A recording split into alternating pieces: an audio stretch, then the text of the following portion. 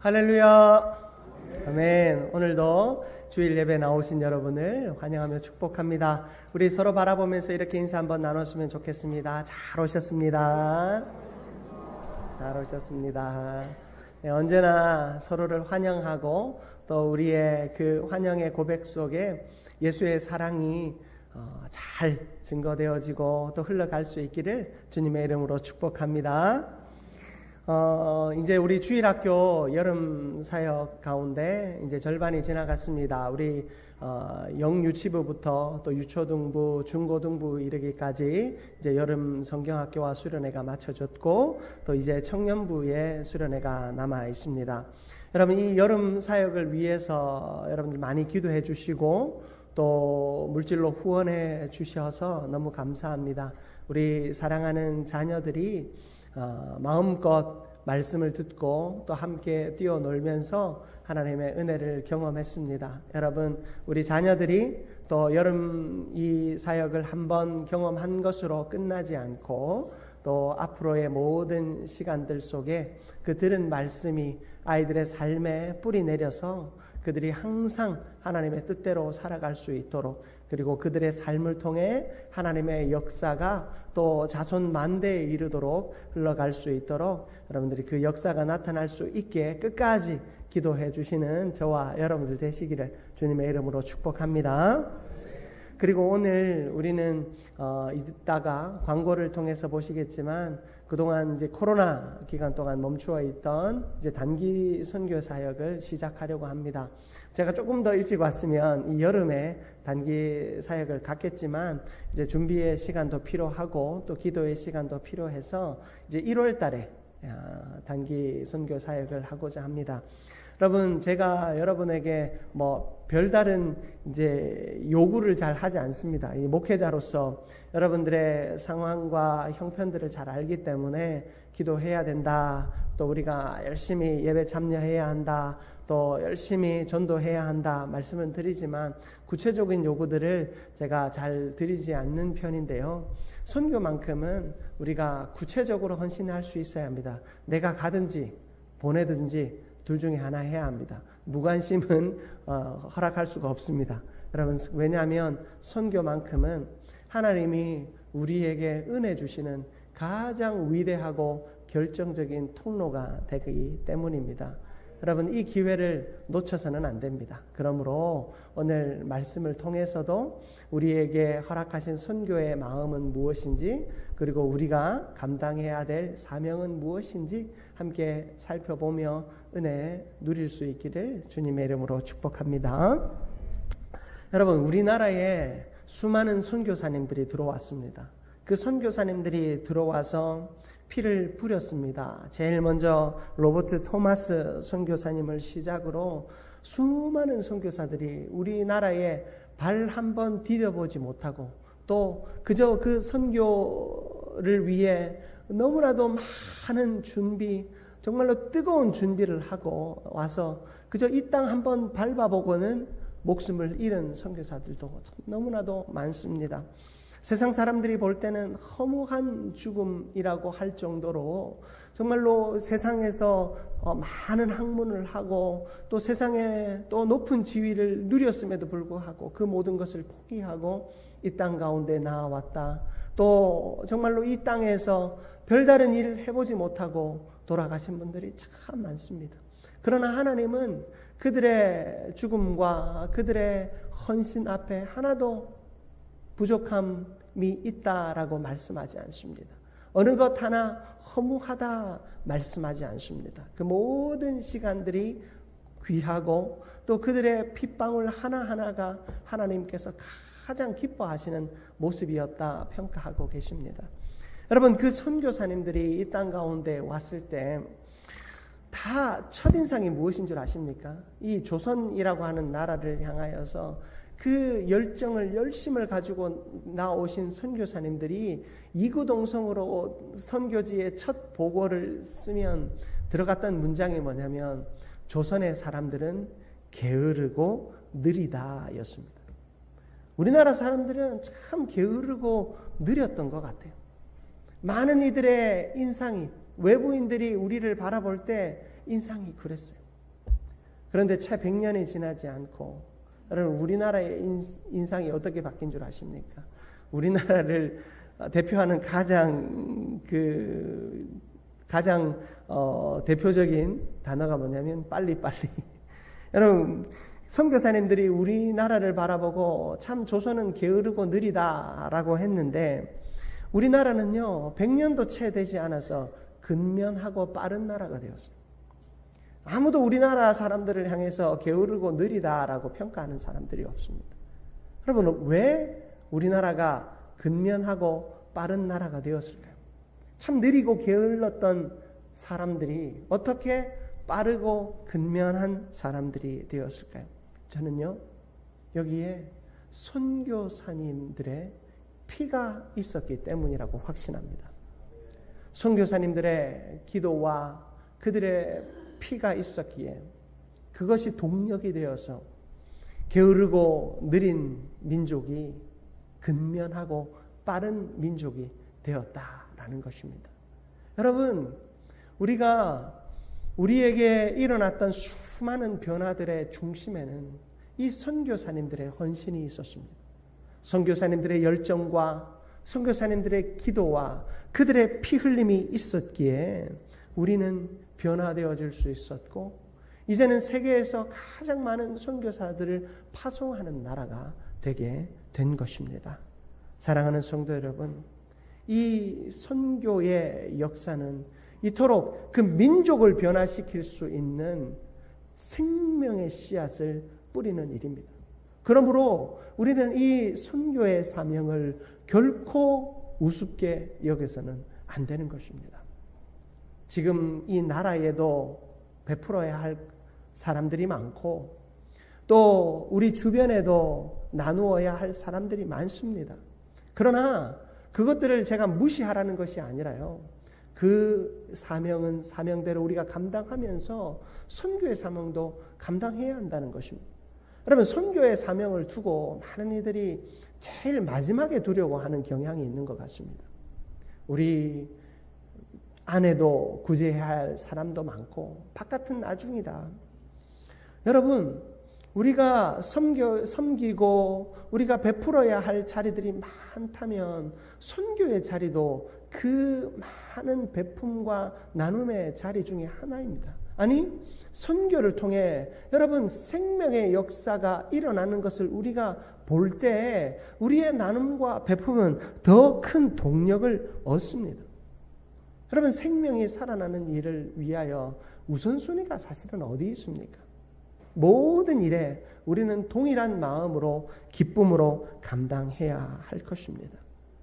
여러분 우리의 선교 사명이 하나님의 처절한 부르심임을 믿고 우리도 기쁨으로 그 사명에 동참하게 되는 저와 여러분들 되시기를 주님의 이름으로 축복합니다. 여러분 사도행전 1장 8절 말씀에 예수님께서 이 땅을 떠나시면서 우리에게 주신 말씀입니다. 우리 사도행전 1장 8절 말씀을 우리 같이 한번 합독하도록 하겠습니다. 화면에 나옵니다. 오직 성령이 너희에게 임하시면 너희가 권능을 받고 예루살렘과 온 유대와 사마리아와 땅끝까지 이르러 내 증인이 되리라 하시니라. 아멘. 여러분 증인의 삶, 이 선교의 삶에 가장 중요한 두 가지 축이 있는데요. 하나는 성령입니다. 그리고 그 다음은 바로 구제인 것입니다. 여러분 성령과 구제, 이것은 선교 사역의 가장 중요한 두 축입니다. 성령께서 이끄시는 대로 우리는 나아가야 하는 것입니다. 그러나 그 구제의 삶은요, 이 예루살렘에 머물러 있지 않습니다. 유대와 사마리아와 땅끝까지 이르러 나아가야 하는 것입니다. 여러분 이 구제의 삶은요, 이 구제라고 하는 단어는 나눔과 전도와 선교로 나누어 볼 수 있습니다. 여러분 구제는 나눔과 전도와 선교입니다. 안에 있는 사람들을 나누고 베풀며 일으켜 세워야 합니다. 그리고 우리 주변 이웃들을 향하여 나누고 베풀며 섬겨 그들을 일으켜 세워야 합니다. 그리고 저 땅끝까지 이르기까지 저 연약한 민족들을 나누고 베풀며 섬겨 일어나게 해야 하는 것입니다. 여러분, 사마리아와 유대와 땅끝까지 이르러 복음을 증거하라고 하는 그 사명 때문에 선교사님들이 이 땅 가운데 나와왔고, 우리도 복음의 완전한 변방이었던 이 조선, 이 대한민국이 복음 안에서 변화를 입게 된 것입니다. 여러분, 우리는 오늘 말씀을 통하여 이 선교적인 삶에 대하여 은혜를 좀 나누어 보겠습니다. 자, 여러분, 우리가 오늘 읽은 말씀을 통해 첫 번째로 우리가 살펴볼 것은 움켜진 손을 펼쳐야 한다라는 것입니다. 뭐라고요? 움켜진 손을 펼쳐야 한다라는 것입니다. 여러분, 오늘 본문 말씀의 배경이 되는 이야기는 면제의 규례입니다. 매 7년이 되면 모든 것을 면제해 주어야 하는 규례를 하나님께서 세우셨습니다. 채권자가 그동안 채무를 준 사람, 이 채무자들의 그 모든 채무를 다 탕감해 주어야 한다라는 제도입니다. 여러분, 사실 이것은 너무나도 어려운, 결정하기 힘든 규례입니다. 여러분, 빚을 줘 보신 적이 있으시죠? 빚을 줄 때는 그 빚을 갚을 것을 전제하여 빚을 줍니다. 그리고 빚을 줄 때 또 이자도 받지요. 여러분, 우리가 빚을 줌으로 인해서 어떤 경제적인 이득은 포기하더라도 그 빚을 주고 나서 원금은 돌려받는 것을 전제로 우리가 빚을 주게 되어 있습니다. 그런데 이 빚을 줄 때 7년째가 되면 탕감을 해줘야 되는데, 참 제일 어려운 건 뭡니까? 첫 해에는 빌려주는 것이 좀 수월합니다. 한 6, 7년 동안 이 사람들이 열심히 일해서 갚으면 되니까. 그런데 해가 점점 더해지다가 7년째 될 때, 여러분, 6년하고도 1개월이 지난 후에 한 11개월밖에 안 남은 상황에서 여러분, 돈을 누군가에게 빌려준다라고 하는 것은 너무나도 힘든 일입니다. 이 사람이 이 짧은 기간 동안 갚을 수 있을까? 아니, 6년 11개월이 되었는데 누군가가 찾아왔어요. 너무 급하니까 좀 빌려달라고. 그러면 한 달만 있으면 이 채무를 다 면제해 줘야 됩니다. 여러분, 이 빚을 내주는 것이 참 어려운 일입니다. 그런데 하나님께서는 무엇이라 말씀하십니까? 여러분, 7절을 보십시오. 7절 하반절에 보시면 내 마음을 완악하게 하지 말며 내 손을 움켜쥐지 말고 반드시 내 손을 그에게 펴서, 8절에는 반드시 내 손을 그에게 펴서 그에게 필요한 대로 쓸 것을 넉넉히 구워주라 라고 말씀하고 계십니다. 여러분, 이 넉넉하게 구워주는 것, 베풀어 주는 것, 참으로 힘든 일입니다. 그러나 하나님께서는 우리에게 이 일을 의무사항으로 주고 계신다라는 사실입니다. 여러분, 우리가 나누어 주는 것, 내가 움켜쥐지 않고 나누어 주는 것은 참 어려운 일입니다. 여러분, 원숭이의 씨름에서도 알 수 있죠. 한 원숭이에게 이 통에다가 손 하나 겨우 들어갈 수 있는 구멍을 뚫고 그 안에 이제 바나나를 둡니다. 그러면 그 원숭이가 그 바나나를 먹기 위해서 그 통에 손을 넣고 그 바나나를 쥡니다. 그런데 그 바나나를 꺼내기 위해서 아무리 발버둥 쳐도 꺼낼 수가 없습니다. 왜냐하면 손 하나 겨우 들어가는 구멍이었기 때문에 그 바나나를 쥔 순간 바나나를 꺼낼 수 있는 방법은 없습니다.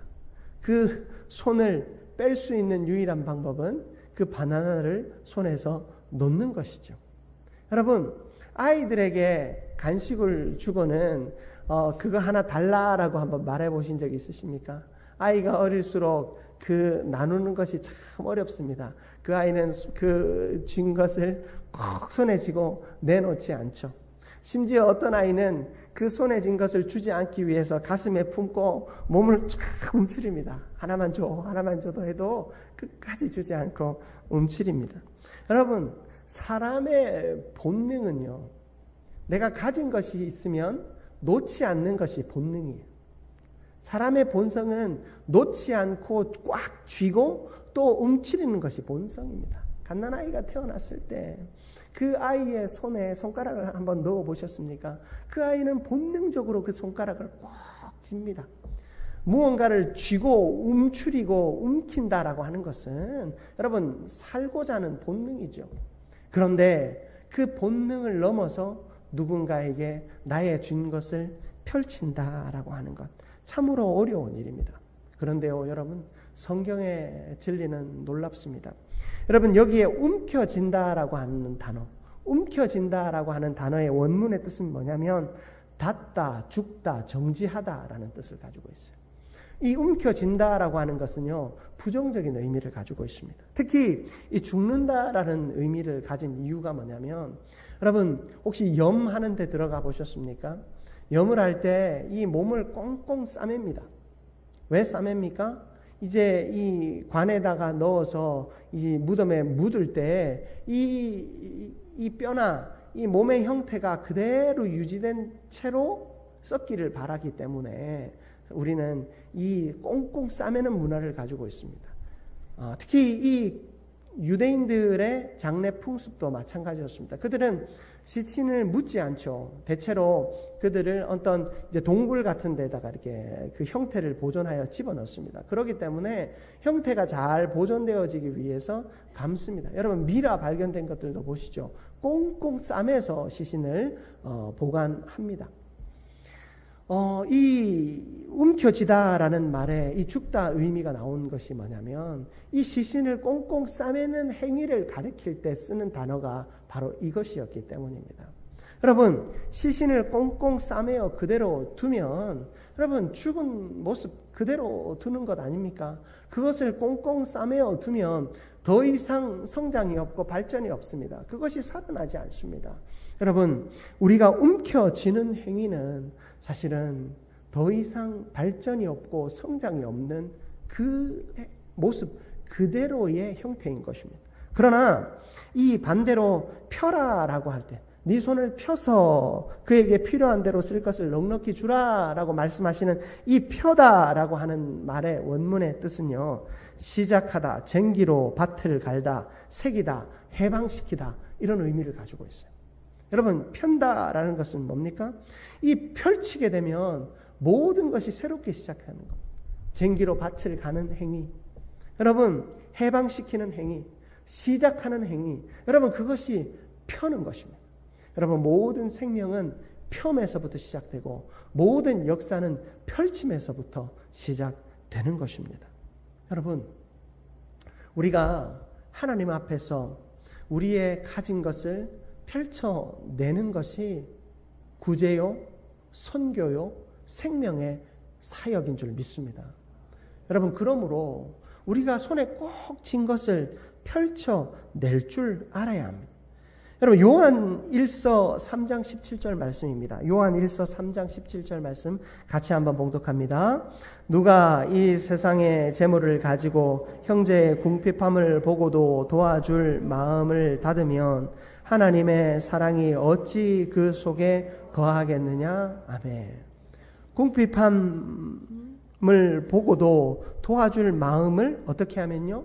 닫으면, 여러분 닫으면 하나님의 사랑이 어찌 그 속에 거하겠느냐라고 말씀하고 있습니다.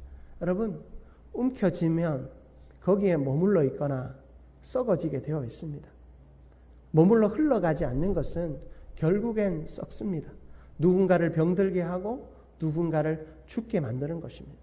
멈추어 썩은 것을 내 목구멍에 집어넣으면 그것이 나를 병들게 하는 것입니다. 그것은 자연의 섭리입니다. 그러나 가진 것을 펼쳐내어 놓을 때 하나님은 여기서부터 생명의 역사가 시작되는 것입니다.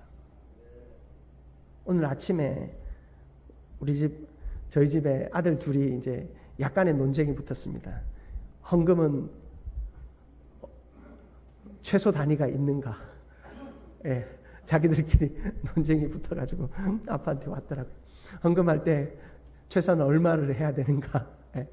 예, 제가 명확한 답을 주지는 않았습니다. 예, 하지만 지나가면서 한마디 했습니다. 너희들 형편에 힘들 만큼 하는 게 최소 헌금이야 하면서 쓱 지나오면서 얘기해주고 나왔습니다. 여러분, 사실 하나님 앞에 드린다라는 건 힘든 일입니다. 하나님 앞에 무언가를 내어놓는 것은 참으로 힘듭니다. 왜냐하면 우리는 늘 넉넉하지 않기 때문입니다. 그런데 누가 헌금하고 누가 하나님 앞에 아무것도 드리지 못하는가? 여러분, 그 마음에 넉넉함이 있는 사람일 때입니다. 무슨 말입니까? 눈에 보이는 넉넉함이 아니라 내 마음의 넉넉함입니다. 내가 무언가를 계속해서 움켜쥐고자 하면 아무것도 내어놓을 수 없습니다. 왜냐하면 나는 여전히 부족하기 때문입니다. 나는 여전히 더 가져야 하고 여전히 더 채워야 하기 때문에 내어놓을 것이 없습니다.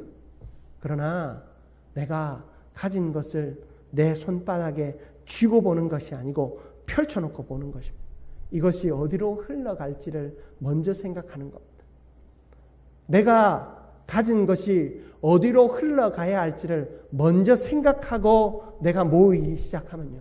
여러분, 손을 펼친 상태에서 모으기 시작하면 너무나도 놀랍게도 하나님이 그것이 흘러감에도 채워지는 기적을 보여주고 계신 것입니다. 여러분, 우리는 그것을 경험해야 합니다.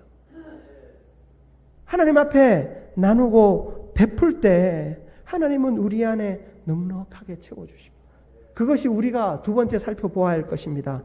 펼친 손이 곳곳에 닿도록 우리는 해야 하는 것입니다. 펼친 손이 곳곳에 닿도록 우리는 해야 합니다. 여러분, 오늘 읽은 본문 말씀, 우리 10절 말씀인데요. 우리 같이 한번 읽어볼까요? 본문 10절 말씀 같이 한번 합독합니다. 본문 10절입니다. 너는 반드시 그에게 줄 것이요 줄 때에는 아끼는 마음을 품지 말 것이니라. 이로 말미암아 내 하나님 여호와께서 내가 하는 모든 일과 내 손이 닿는 모든 일에 내게 복을 주시리라. 아멘. 여러분, 하나님의 놀라운 약속이 있습니다. 너는 반드시 그에게 줄 것이요. 반드시 주면 하나님은 어떤 복을 주시냐? 10절 하반절입니다. 내 손이 닿는 모든 일에 너에게 무엇을 주신다고요? 복을 주신다.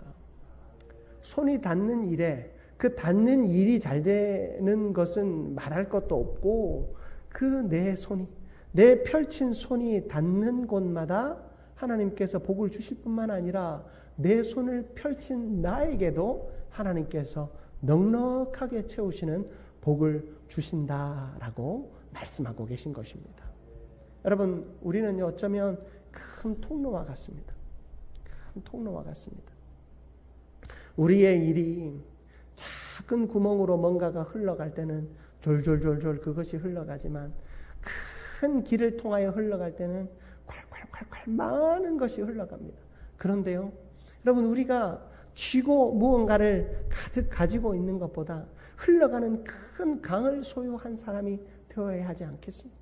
여러분, 세숫대야를 소유한 사람보다 강을 소유한 사람이 되어야 하지 않겠습니까? 세숫대야는 멈추어 있지만 강은 흘러갑니다. 흘러가는데 그 강이 마르지 않습니다. 계속해서 많은 물들이 흘러갑니다. 여러분, 하나님의 역사는 편손을 통하여 이루어지는 줄 믿으시기 바랍니다. 여러분, 우리가 그 손을 펼 때에 하나님은 우리를 통하여 그 역사가 이루어질 뿐만 아니라 우리의 삶의 자리에도 풍성함과 넉넉함으로 하나님이 채우시는 줄 믿으시기를 바랍니다.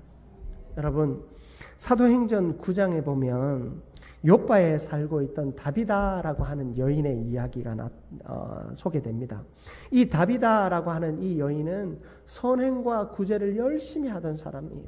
그런데 이 여인이 갑자기 죽었어요. 이 여인이 죽게 되어서 모두가 슬퍼했습니다. 다락방에 그 여인을 눕혀놓고 그 여인으로 말미암아 구제받았던 사람들이 다 모여 울고 있습니다. 그리고 그 주변에 베드로라는 사람이 있는데 죽은 사람도 일으킨다는 그 베드로가 있다라는 이야기를 듣고 사람들이 가서 베드로를 데려옵니다. 이 베드로가 찾아왔을 때 이미 썩은 내가 나지 않았겠습니까? 이 여인은 이미 죽었습니다. 그런 그 여인 앞에서, 그 시신 앞에서 사람들이 그 여인으로부터 받았던 베품 받았던 것을 다 베드로의 앞에 보여줍니다. 여러분 사도행전 9장 39절 말씀입니다. 우리 화면을 통해서 같이 한번 봉독해 봅니다. 베드로가 일어나 그들과 함께 가서 이르매 그들이 데리고 다락방에 올라가니 모든 과부가 베드로 곁에 서서 울며 도르가가 그들과 함께 있을 때에 지은 속옷과 겉옷을 다 내보이거늘. 여러분 이 여인이 했던 일은 뭐냐면요, 옷을 지어서 이 가난한 여인들에게 준 것입니다. 겉옷과 속옷을 지어서 준 것입니다. 속옷은 자신의 몸을 감출 뿐만 아니라 겉옷은요, 그 당시에는 마치 집과 같은 역할을 하는 겁니다. 광야에서 추운 그 온도를 낮추어 줄 뿐만 아니라 더운 그 뜨거운 태양에서 몸을 가릴 수 있는, 뜨거운 태양을 가리고 몸을 보호할 수 있는 그것이 겉옷의 역할입니다.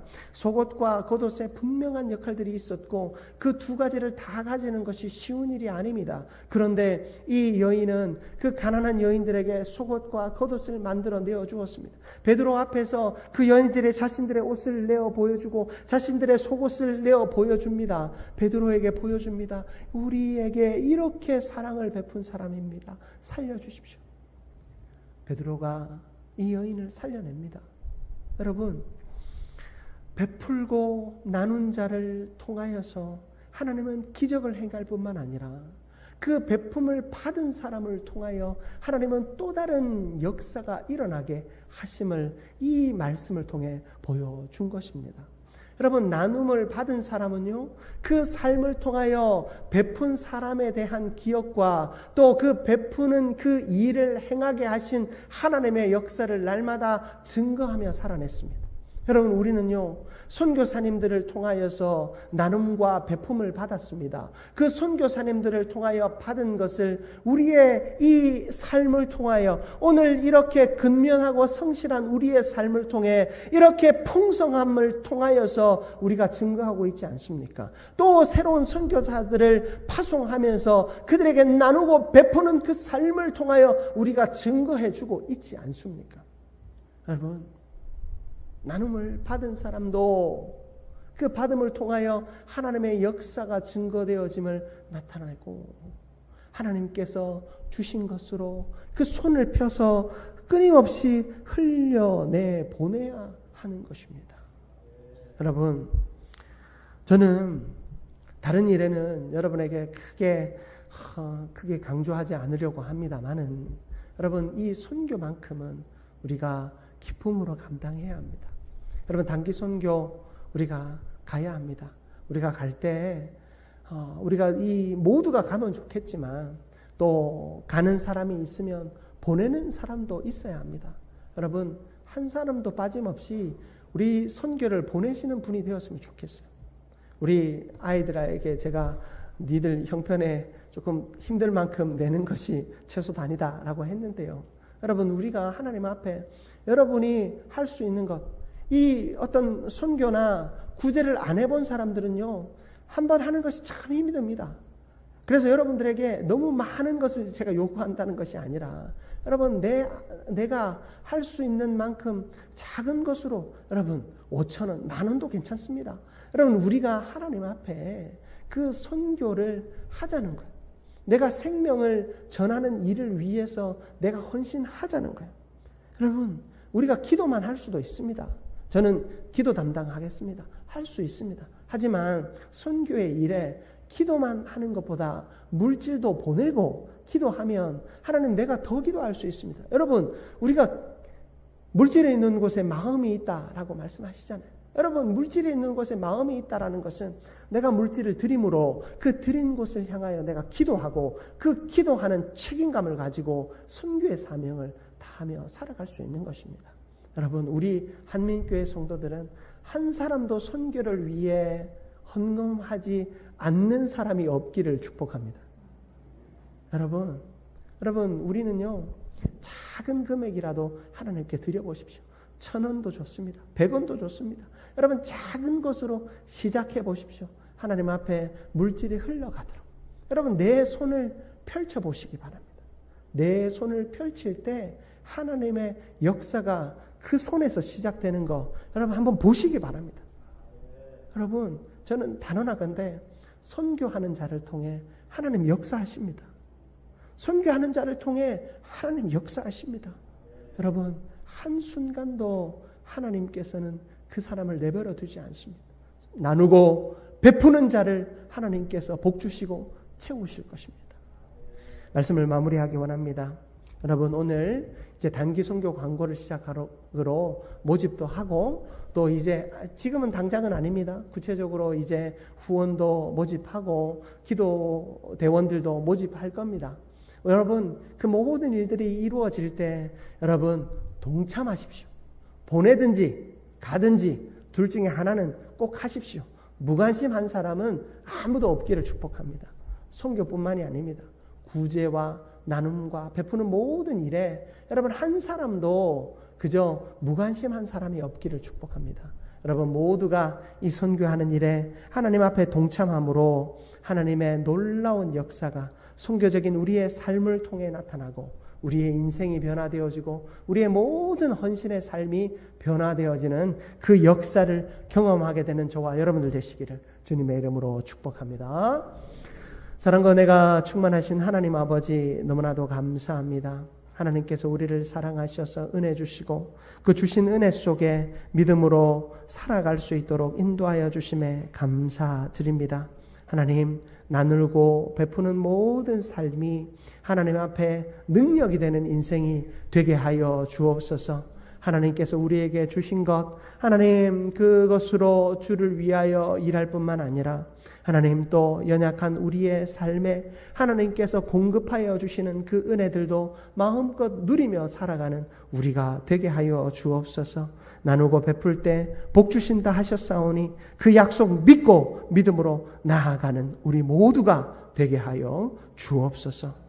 하나님께서 우리를 온전히 사용하셔서 주의 역사를 이루실 것을 믿사오며 이 모든 말씀 예수 그리스도의 이름으로 기도드립니다. 아멘.